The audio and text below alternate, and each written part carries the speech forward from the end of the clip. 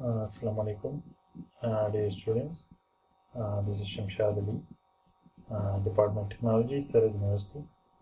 Today we are going to learn about the solid waste management in our own country in Pakistan.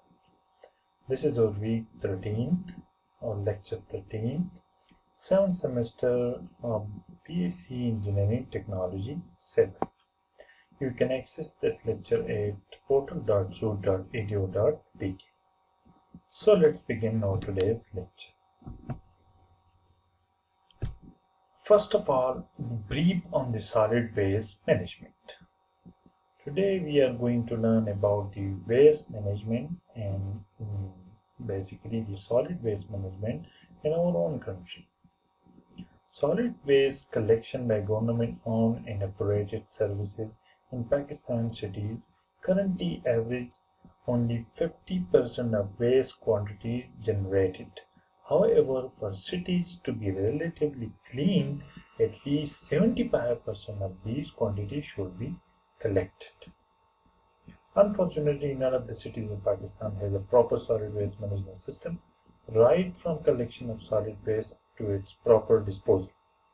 Much of the uncollected waste poses serious risk to public health through clogging of drains, formation of stagnant ponds, and providing breeding ground for mosquitoes and flies, with consequent risk of malaria and cholera.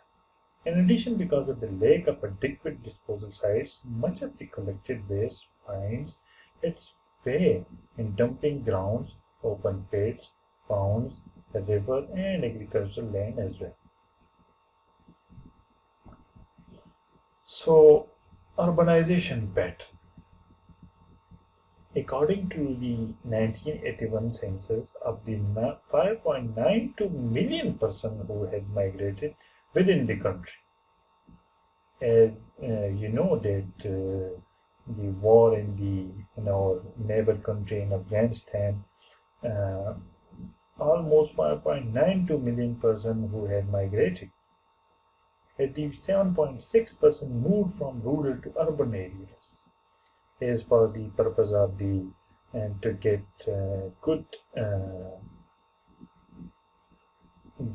life, like in the form of the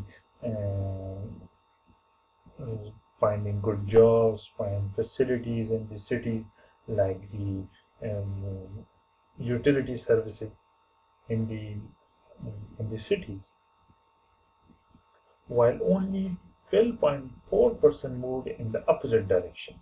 Only 12.4% moved from the city to the villages and to the towns, etc. From the urban areas to the rural areas.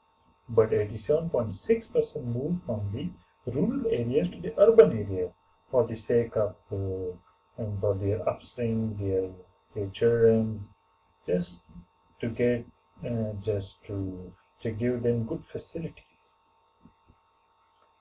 Over 50% of them permanently settle in the cities. 50% of 87.6% settle permanently in the cities. They got for them the houses, and they settle their businesses. During the last several decades, migration has occurred from rural to urban areas. The chief factors responsible for this migration are slow progress in the agriculture sector, low crop yields, lack of alternate employment opportunities, and environmental degradation due to water logging or salinity, deforestation, and desertification. The large rural influx has, in turn, contributed to the overburdening of the urban infrastructure and urban services. As we learned in the previous slide, that 87%, more than 87%, move from the rural areas to the urban area. So this migration contributed to the overburdening of the urban infrastructure and urban services. There has not only been a rapid decline in the quality and availability of basic urban resources and amenities such as housing, potable water, transportation, electricity, gas, drainage, and sewage, but also mushrooming of of Kachi Abadis, like squatter settlements, often located on the most marginal land. Today, squatter settlements account for about 25 to 30% of Pakistan's overall urban population. The municipal institutions do not have sufficient resources and technical capacity to accommodate the needs of increasing urban population. So, according to a study, the selected cities are growing at a growth rate of 3.67% to 7.40%, 42%, which is much higher than the overall growth rate of Pakistan. For example, 2.8%. Major cities in Pakistan are estimated to double their population in the next 10 years. These cities are generating high amounts of solid waste, which is increasing annually with the respective population growth. As the population growth increasing, the amount or increase in the solid waste is also in the result of the overpopulation.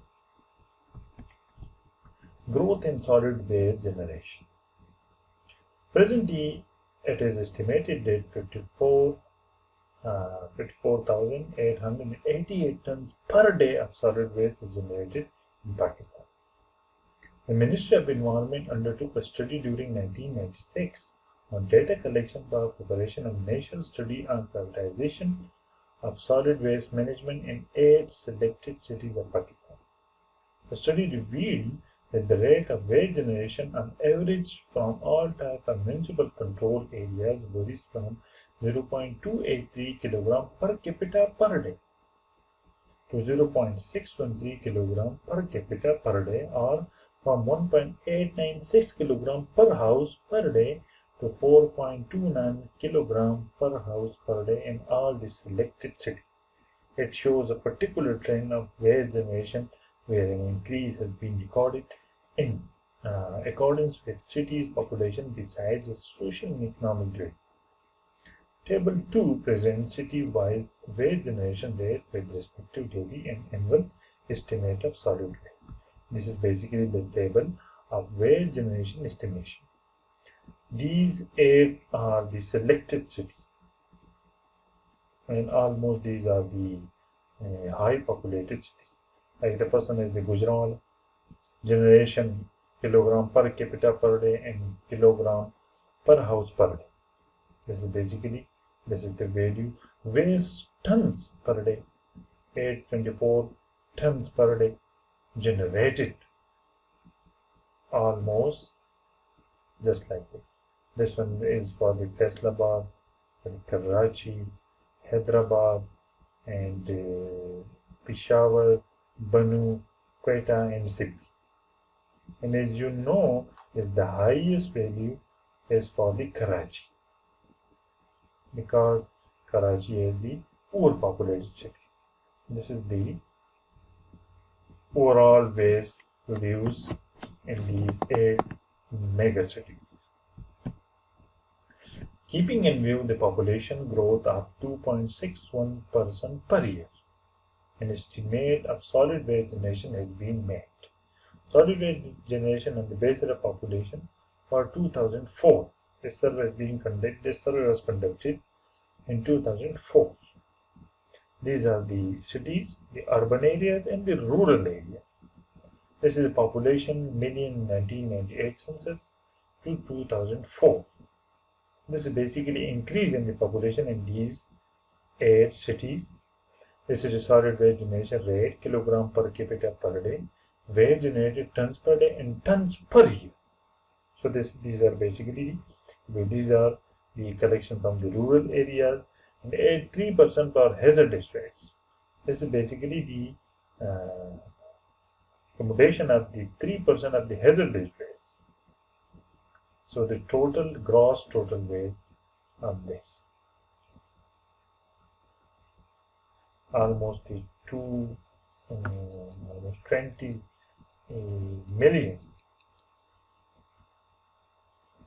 So it's a huge amount of the solid waste generation. It is important to note there is a big difference in Pakistan between solid waste generation and the amounts reaching final disposal sites. In developed countries, the two figures are usually much the same since most waste arising must be disposed of formally, although there are moves toward the segregation of some components of waste at the source in a number of countries. The situation is made worse in Pakistan as there are no weighing facility at disposal sites and no tradition of waste sampling and analysis. Furthermore, the type and quantities of waste arising in decline vary with the locality and to some extent with the season, and areas with more traditional lifestyle tend to generate relatively small quantities of waste, and segregation and reclamation practices are more widespread. Solid waste management scenario, strategic challenges. Solid waste in Pakistan is generally composed of plastic and rubber, metal, paper, and cardboard, textile waste, glass, food waste, animal waste, leaves, and grass, straws, and fodder, bones, wood, stone, and fine to various extents. The detailed physical composition of waste are given in table 4. So here we have the table 4 of physical composition of waste person weight in selected city. These are the megacities. Plastic and rubber are 4.80%, 6.4%, 3.6%, and this is just the other. So the food waste, as you see that the food waste has the highest value, and the second one is the leaves, grass, and etc. And the fines have the highest value of 43%, and Faisalabad 29, just like this. So the typical composition of municipal waste in Pakistan is shown in table number 5. We have the food waste ranges from 8.4% to 21%. Of the total waste, as we have seen in the table number 2, leaves, grass, straw, and fodder 10.2% to 15.6%. Fines have the highest value of 29.7% to 47.5%. And recyclables, we have the recyclable waste of 13.6% to 23.55%. Institutional, legal, and management aspects of the solid waste management. The Planning and Development Division at the federal level and Planning and Development Department at the provincial levels are responsible for the preparation of development plans and allocation of resources. At the federal level, the Ministry of Environment is responsible for the development of policies and programs under the environment theme. The Pakistan Environmental Protection Agency (PEPA) and provincial EPS are the main regulatory bodies for the implementation of Pakistan Environmental Protection Act 1997. In Pakistan, municipal governments are usually responsible agency for solid waste collection and disposal. But magnitude of the problem is well beyond the ability of any municipal government. Under the recently devolved local government system, the town, tehsil, municipal administration, just like the TMAs, are responsible for the solid waste collection, transportation, and disposal of those solid waste. However, the TMAs are unable to cope with continuously increasing volume of the municipal waste due to inadequate funds, lack of rules, regulation, and standards, lack of know-how on the subject, lack of the expertise, and lack of collection vehicles and equipment. These are the major problems for the TMAs nowadays. Just that they are not able to cope with continuous increasing in the solid waste. Solid waste management policy. The government of Pakistan enacted the Pakistan Environmental Protection Act (PEPA) in 1987, which is the most recent and updated legislation on environment. It provides a framework for establishing federal and provincial environmental protection agencies. One of the function of the park API is to assist the local council, local authorities, government agencies, and other persons to implement schemes for the proper disposal of waste so as to ensure compliance with the standard established by it. Presently, the legal rules and regulations dealing with solid waste management in Pakistan are as follows. The current policy for the solid waste management. Section 11 of the PEPA prohibits discharge of waste in an amount or a concentration that violates national environmental quality standards. There is some limit of the discharge of the waste into the open environment. Draft Hazardous Substances Rules of 1999, Islamabad Capital Territory Bylaws 1968 by Capital Development Authority Islamabad, Section 132 of the Cantonment Act 1924 deals with the disposal of rubbish etc. Provision contained in the Local Government Ordinance 2001, but required. The rules and guidelines that are yet to be introduced include the basic recycling rules to provide the basic recycling rules of the solid waste management rule, where the waste should be managed, e-waste management rule, electronic waste management rule, development of environmental performance indicators (EPM), eco-labeling guidelines and its promotion, adoption of life cycle assessment approaches, guidelines for environmentally sound collection and disposal, guidelines for model landfill sites. So now we are going to watch a video.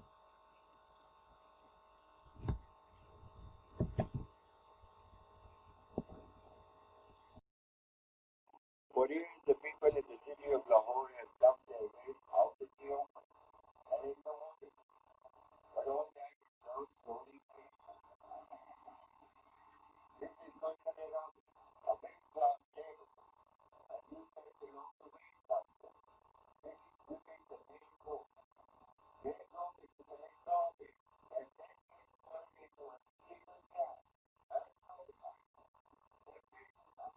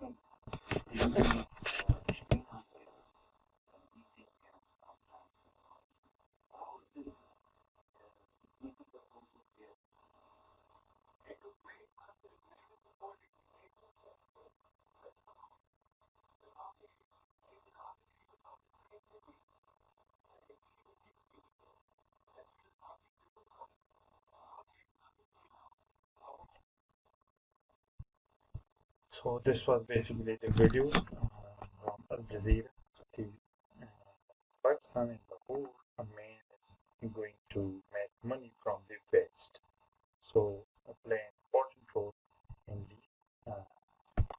solid waste management.